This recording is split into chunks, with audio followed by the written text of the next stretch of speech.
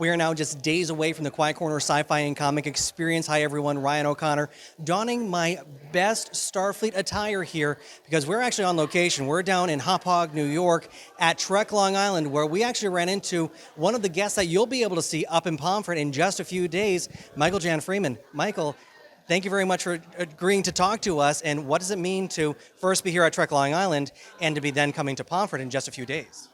Well, the science fiction community and Star Trek community in particular offers access to fans, and that's good for the fans, but it's also good for us authors, to be able to talk to the fans, see what they like, and what they'd like to see that they haven't seen yet. Now, you're not new to writing books. You've been writing books for a few years now, haven't you? Yeah, since my first published work came out in I think it was '85, and so yes, I've been doing this for a while. I've actually written more than 80 books, and 35 of them or so are Star Trek books, but a lot of other science fiction and fantasy as well. A couple of hundred comics, an episode of Star Trek Voyager, and so on. What made you say, you know what? I love what I see on Star Trek. I want to write their fiction, their novels. What made you decide to go that route? Well, I'd read a couple when I was a little younger. I'd read some books that I enjoyed and authors whose work I admired. Anne Crispin, Howard Weinstein, and I said I want to do that. I didn't actually think I would get to do that, but I knew I wanted to. Great, that is great. Now, like you said, you do more than just Star Trek books. You've done Star Wars. You do the Adventures of Superman and Lois. You've gone across the board really with your sci-fi fandom, and yet you tell amazing stories with each of these series. What has you keep coming back and saying, "Hey, you know what? I've got an idea. Let me do this next story." I can't help it. It's after you do it for a while, it's like going to the gym and building muscles. After a while, you just keep doing it, and I have raised my standards over the years because at first I just wanted to be competent, just wanted to tell a good story, and now that's not enough. Now it has to be a really original story, something I haven't done before, something I haven't seen before. So, the challenge keeps getting greater and greater, and that's what makes it fun. Now, obviously, Commander Riker is different than Lieutenant Commander Data. They're both different than Superman or even Lois or any of the folks in Star Wars. How do you get in the minds of your characters that viewers have seen on TV over the years?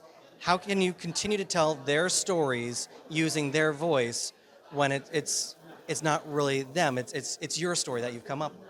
Well, there's really two questions there. One is, how do you get into the minds of those characters? And that, you have to sit down and say what makes that character tick. Why do they do what they do? What prevents them from doing other things? And when you find out what prevents them from doing things, that's the challenge that you want to throw in front of them.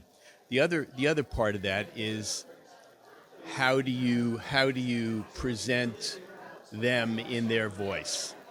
And usually it's not a matter of really listening to everything they say. Usually there are a few things that they say that when you hear them, you say, "Oh, that's Picard." When you hear somebody say "number one," that's Picard, right?